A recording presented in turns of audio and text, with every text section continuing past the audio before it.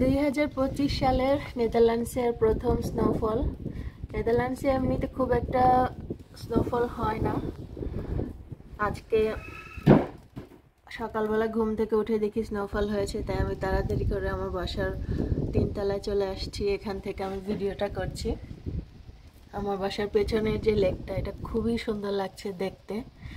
So এখন সকাল, সারাদিন যেতে যেতে আরও স্নো হবে, তখন দেখতে হয়তো আরও ভালো লাগবে। এই যে আমাদের প্রতিবেশীদের গার্ডেন দেখতে খুবই সুন্দর লাগছে। আমাদের গার্ডেনেও অনেক স্নো জমেছে।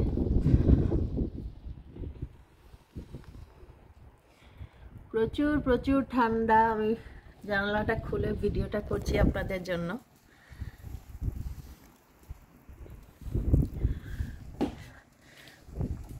এখনো স্নো পড়ছে বাইরে।